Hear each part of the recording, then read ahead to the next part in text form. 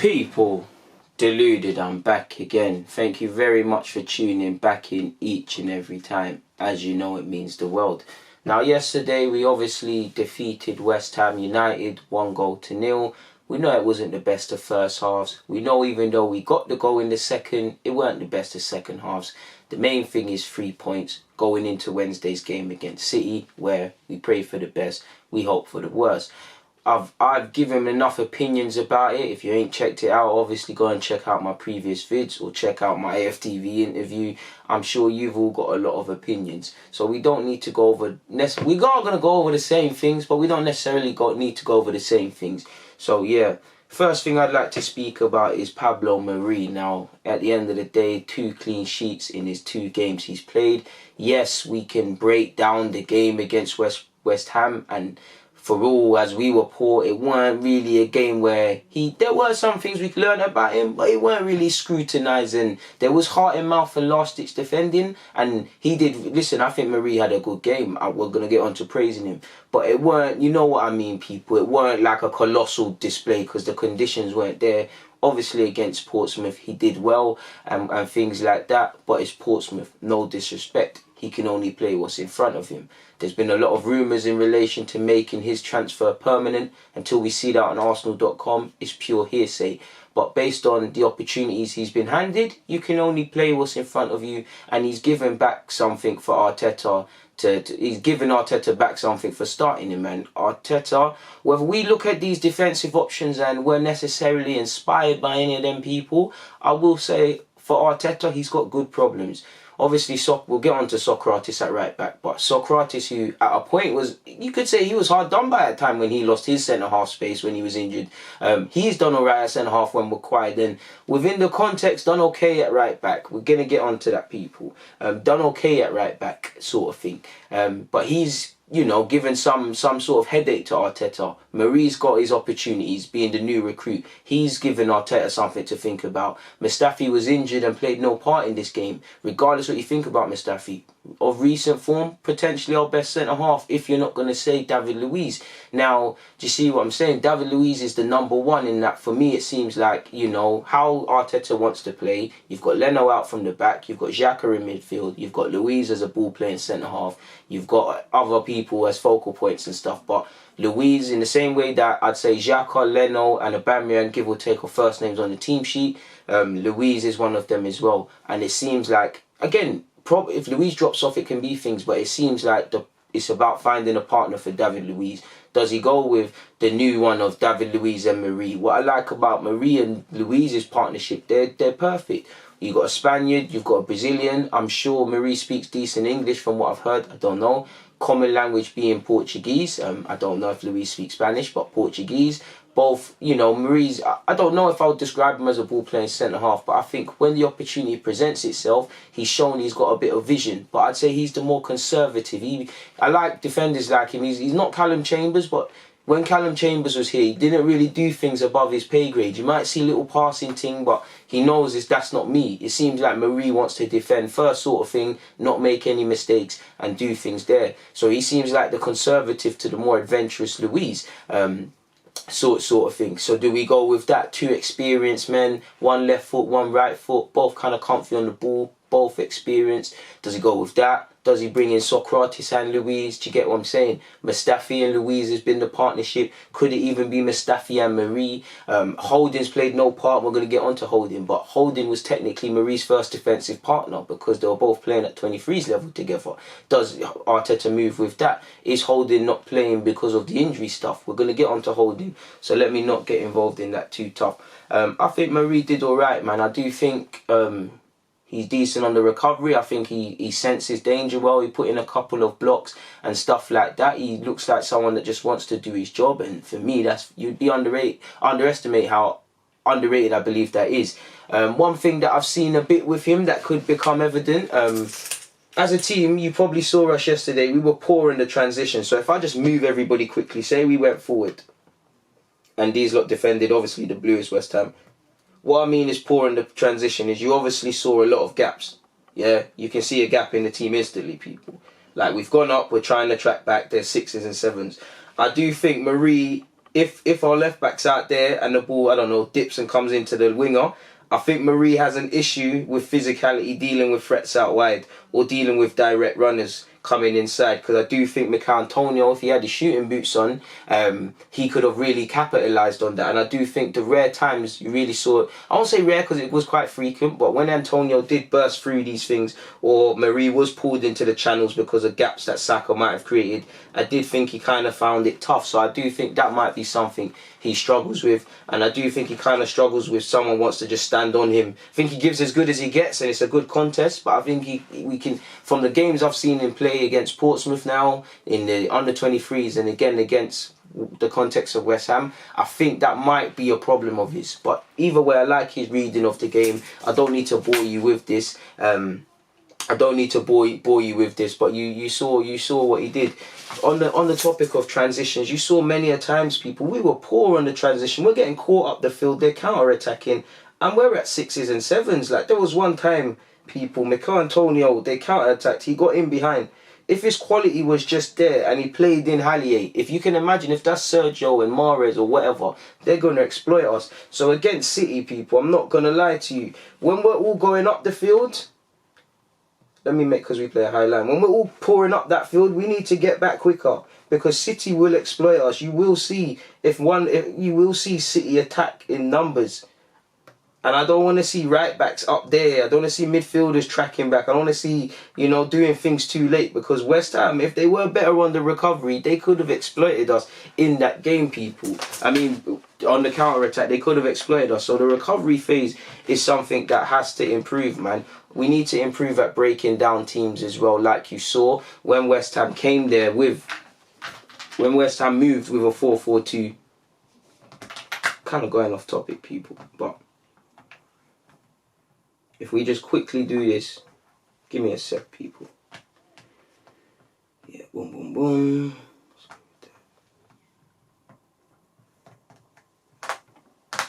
Calm. Quickly, yeah. We struggled to.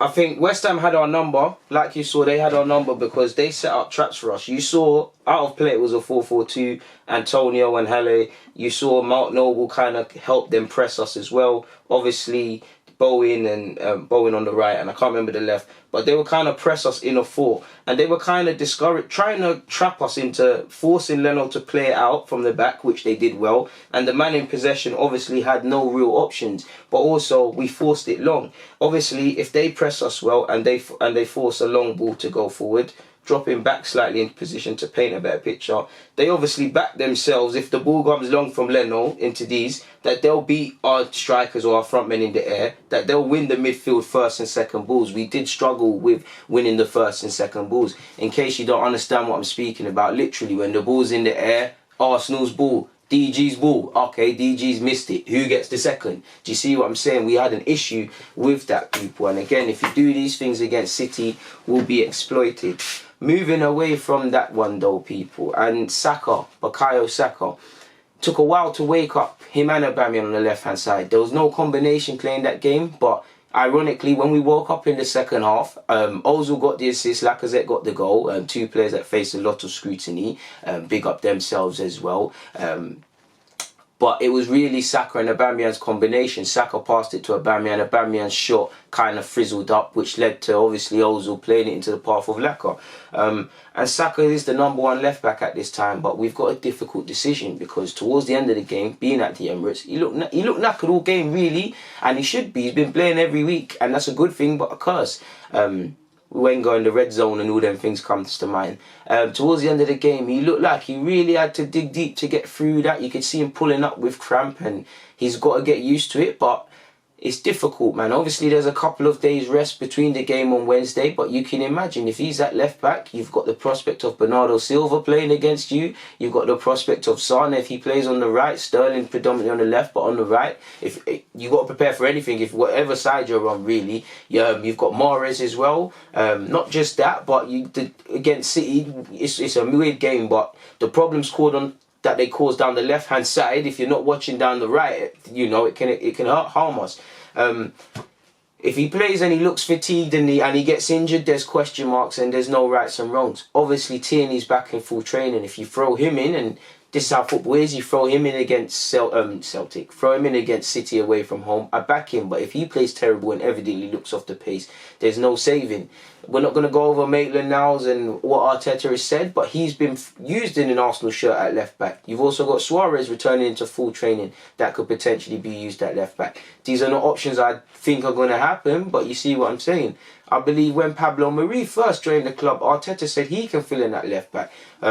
So there are certain things. We might even go 3 at the back and get rid of that phase, people, because a part of me does believe, I don't want to see Sokratis at right-back, but a part of me believes, I don't think he'll play 3 at the back, but there's a genuine prospect of Sokratis, Mari and Luiz playing and Bellerin coming into the side and potentially playing Mari and Aubameyang up top or doing something. In fact, it'd probably be Aubameyang and technically Ozil to fit him into the side. And we'll probably go 4-3-3 or 4-2-3-1, but just based on the last opening stages of the game against West Ham and considering the threats that City come with, that might be something to consider. I think Saka will be the one to get a nod, but we really are being a danger in that regards, people. Moving away from that, and obviously Danny Ceballos for me had a decent game. Like, no one was perfect, no one was, amazing, highlights real sort of stuff, but I think Ceballos put in a good performance. I feel defensively he really put in a shift. I feel at times obviously the final ball was lacking and obviously overhitting and all these things, but I feel he really tried to drive the game in a sense, people. I couldn't have asked more from him. And again, with Xhaka being with Xhaka and Ceballos and Guendouzi being more or less our only options in midfield with Torreira's injury, we need this sort of stuff. And for Ceballos, again, his Arsenal career's had some highs and downs, but he's a permanent fixture in the side of late. He's playing. At the end of the day, I'm sure he wants to play for Madrid, wants to go to the Euros. These are the sort of performances you have to put in to have a sniff. Looking at his statistics, I believe, people, and against West Ham, he had a pass accuracy of 88%. He had 100 passes, 121 touches.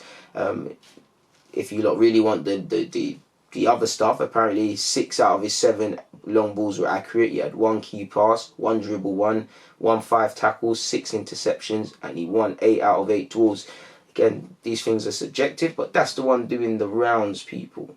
It's also worth highlighting as well. We had 6 shots on target against West Ham. Away from home, we had 8. At half time, we actually had no shots on target, and I believe 3 shots. I could be wrong. These things, I just felt to mention that because that's doing the rounds, people. Obviously, let's move on to Eddie Nketiah and Lacazette now. Both are being given a chance under Arteta. If Eddie shows he can do stuff, then with the futures of certain players, he can complicate things. Lacazette, does he want to stay in London? Does he want to play Champions League? Be the top don? Eddie Nketiah got the start, and Lacazette obviously came off the bench and scored. He's not been able to score. I believe, if you put it nicely, he's not been able to score. His last 10 goals have come at the Emirates in the league, allegedly 79% of his Premier League goals have come at home. So we just needed Lacazette to get back to scoring ways. I feel Eddie put in a decent shift, man. He's started against Everton and Newcastle now. He's a bit so-so against Everton. Better performance against Newcastle and obviously grabbed the goal. I could be wrong and have that in the wrong order. People, it might have been Everton and the Newcastle game first, but yeah.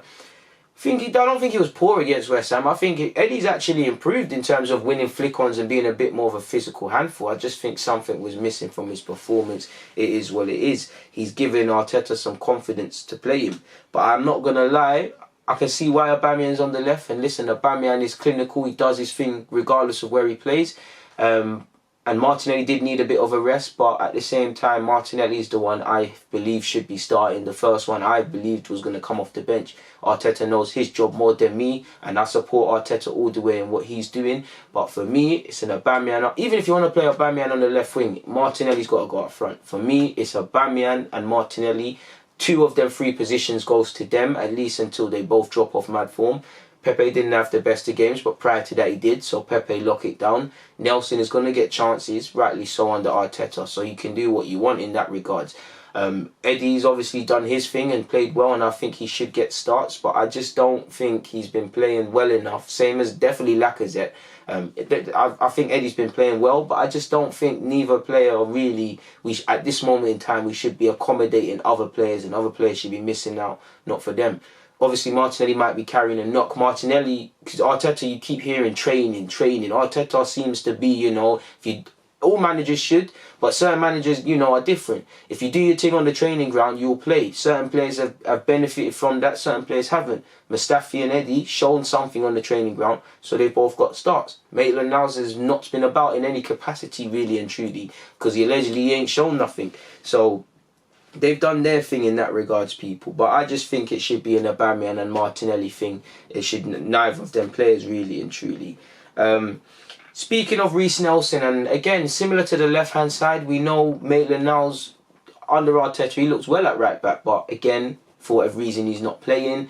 There's other options we could do. You've got Cedric Suarez coming back in. Bellerin lost his place at the weekend and was benched for Sokratis. So there are some options. And again, I like Arteta because clearly, I don't know if Bellerin's not showing something in training, but I think Bellerin's more of a match day thing. He hasn't shown it. So he's not afraid to go with Sokratis. It's an unusual choice, and maybe a bit of that is because Sokratis has been training and playing well, and the centre-half team picking itself. I'll go with Sokratis in defence. Sokratis always gives us a shift in defence with what he can do. We all know he's not a right-back by trade, and when it comes to engaging defensively quickly and stopping the cross, and when it comes to contributing going forward, he puts in a shift, he tries, but it becomes evident. I'm not really a fan of Sokratis at right back, but I back Arteta in what he wants to do.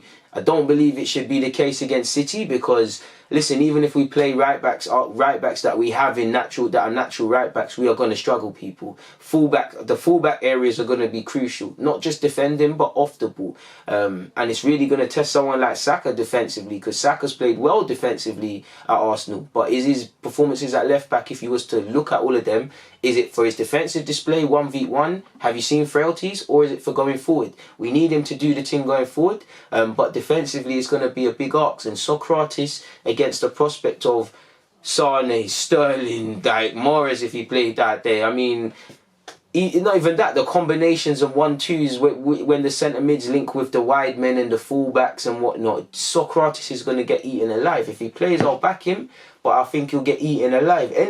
If you go with Maitland-Niles, there's occasional lapses in concentration, eaten alive. Bellerin's just not simply been in form, eaten alive. Suarez, is he fully fit? Still might get savaged. Sokratis, give you a shift, still might get savaged. Well, I don't know. I know Reiss Nelson's not a right back, but under Wenger he got an opportunity, and obviously under Arteta, Nelson seems to not necessarily be first name on the team sheet, but someone he wants to use. He started him in big games. Some games have been so-so. I like Nelson. I think if his decision making can be of the level of Martinelli and Saka, there's a decent player. I think he needs to install confidence in himself again. And when you like a player, maybe you want to fit them in the team, and maybe, because I think Nelson, I don't think he's a right back, but just going back to his Europa League outings, I did feel that when he got introduced to the first team, I did feel he played better when he deployed at wing back than I thought. He was more switched on. In the same way I thought, and I think that's why I think it's Willock's role, why I think Willock in the pivot is better, people, than in the camp. Because obviously academy days he's played in the pivot, he's played there, he's played here, everywhere. But when I saw Joe Willock in the Europa League, I think he was better defensively and more of an all-rounder than I gave him credit for. And I'm not saying Nelson is going to be a fullback, but with the injuries, if you're going to try Sokratis at right back, surely you can try a Nelson there, really. It could be a shout. I don't think it's going to happen. Obviously, when you like players, you'll try to fit them more in the team as well. So maybe that's the thing. And in the same way that Maitland-Niles hasn't been playing, people, you've got to look at Holding. I don't want to draw conclusions because I still think Holding can be a decent player here or elsewhere. I still think he can have a future here. Obviously, he's working his way back from a big injury, and you look at him, you look at Bellerin. I do think people can appreciate the time they need to come back, and I don't want to use their injury as an excuse because poor performances, especially in Bellerin's case, is poor performances, people. But when we're not sportsmen, when we're not day-to-day, do we really underestimate the drop off that the toll that it takes on your body. Because look at Chambers. I think Chambers should get opportunities when he's back, but how much does the performance levels drop off? And it takes a while.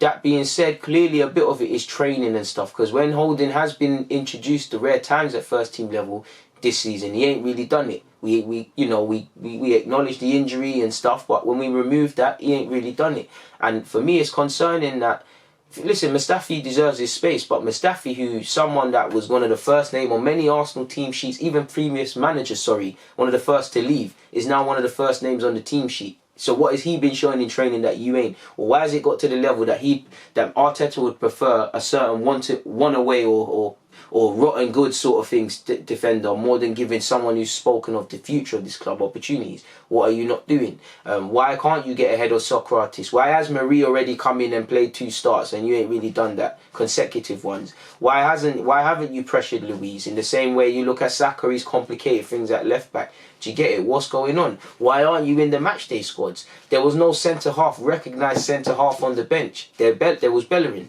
So that means Arteta versus having a natural defender with obviously Mustafi's injury, natural centre-half, he's more prepared to gamble, okay, if an injury happens to Sokratis, I'll move Xhaka there, for instance, and bring Bellerin on. Or if something happens, Sokratis will move over and Bellerin will come on. So he's prepared to, assess things when they're there, or potentially, because when these things have happened, it's typically Xhaka that's filled in at centre half or left back.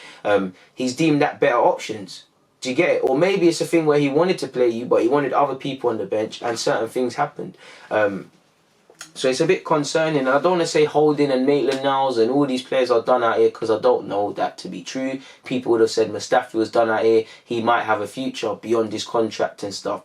But it is concerning, really and truly. And with us playing Manchester City in quick succession away from home, can't imagine there'll be too many changes or opportunities for these players.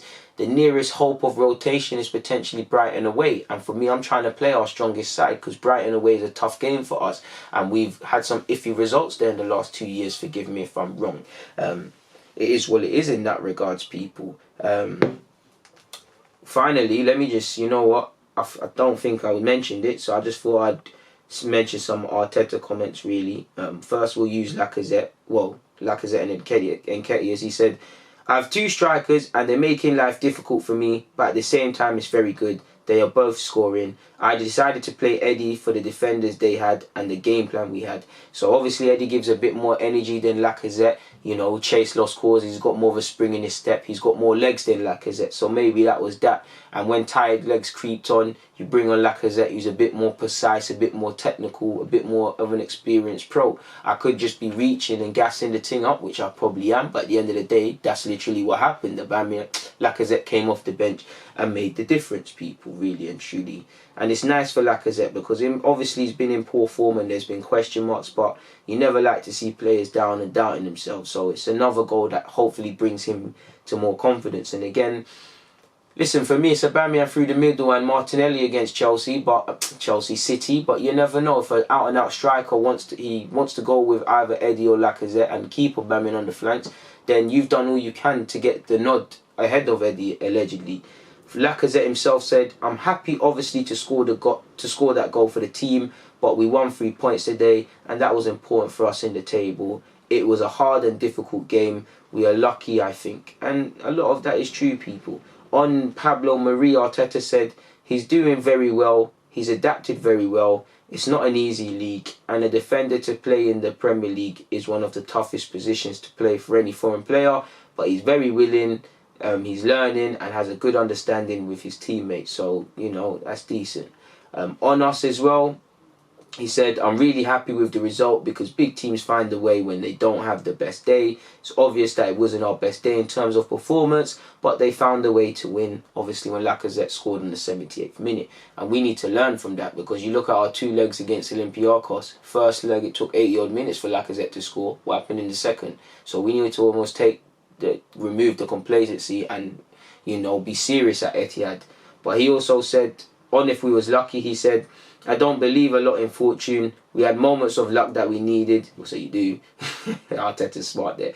But as well, it's because we had some really good individual performances at the back sometimes to clear the ball, sometimes to make a save. So obviously Mari and Leno are the first players that come to mind for me in that regards, people. But it is what it is. Some comments in relation to Arteta a couple of days ago I didn't see. He said, I have very clear ideas of what I'd like to do in terms of the squad, certain individuals, and how we can improve the team. But the scenario we don't know is going to depend on what we do this season, and what happened in the last few seasons is going to have an impact. Now, obviously, he's more or less saying Champions League football and not can impact what we can do in recruitment, keeping players, potentially tempting players to the club, people.